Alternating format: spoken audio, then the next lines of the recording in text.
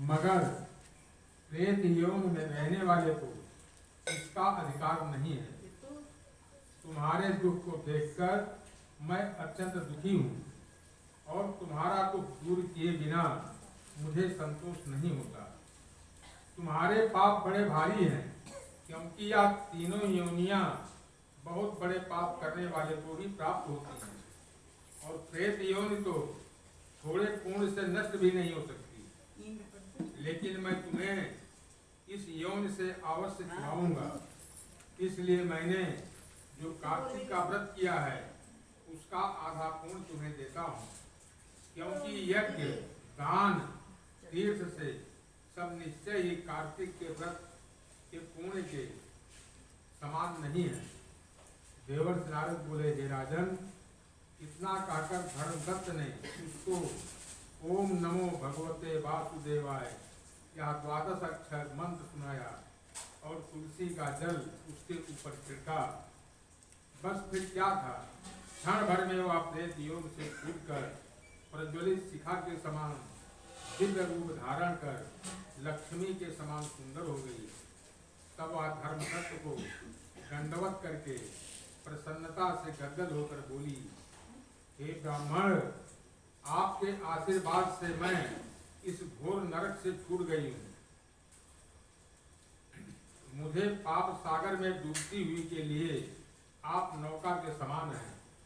नारद जी ने कहा, हे राजन, अभी कलहा इसी प्रकार कह ही रही थी कि वहां पर विष्णुगण एक दिव्यमान विमान लेकर आए।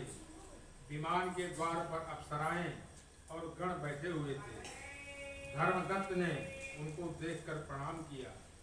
पुण्यशील और सुशील नामक भगवान के गण धर्मदत्त को अपने हाथों से ऊपर उठाकर उनका अभिनंदन करके कहा, हे द्विज श्रेष्ठ, आप धन्य हैं, जो सदा भगवान विष्णु के व्रत, कथा और सेवा में लगे रहते हैं। आपने जो अपने बाल्यकाल में पवित्र और शुभ कार्तिक व्रत किया था, उसके आधे फल से कलहा के पूर्व जन्म के एकात्मिक पाप नष्ट हो गए। यही नहीं, आपकी कृपा से उसके सैकड़ों जन्म के पाप नष्ट हो गए हैं।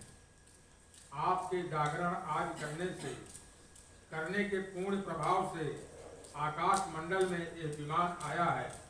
हे ब्राह्मण, अब हम इसे भांति भांति के भोगों से युक्त वैकुंठ में ले जा रहे हैं। आपके दान पुण्य के प्रभाव से क्या भगवान विष्णु के पास रहेंगी। आप भी इस जन्म के बाद अपनी दोनों स्त्रियों सहित वैकुंठ में विष्णु जी के पास रहोगे और मुक्ति को प्राप्त करोगे। हे दया सागर, वो मनुष्य धन्य है और जन्म उन्हीं का फलीभूत है जिन्होंने तुम्हारी तरह विष्णु जी की भक्ति की है। क्योंकि भगवान विष्णु अपने भक्तों को भला क्या नहीं देते।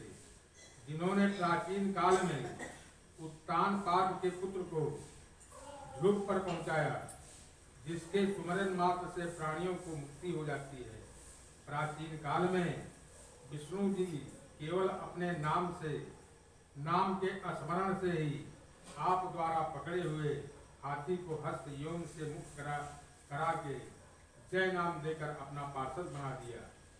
तुमने उसी विष्णु की सेवा की है, इसलिए तुम अपनी दोनों स्त्रियों सहित 1000 वर्ष तक भगवान विष्णु के पास निवास करोगे।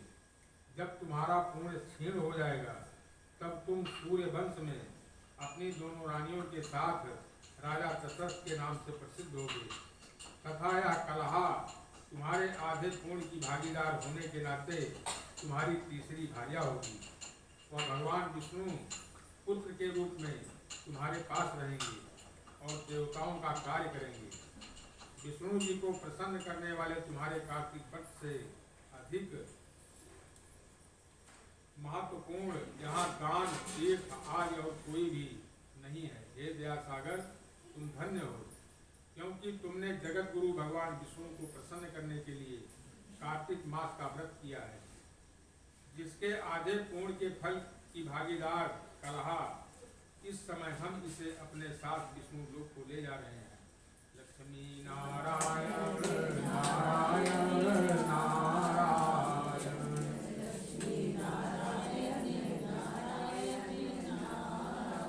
श्रीमन नारायण नारायण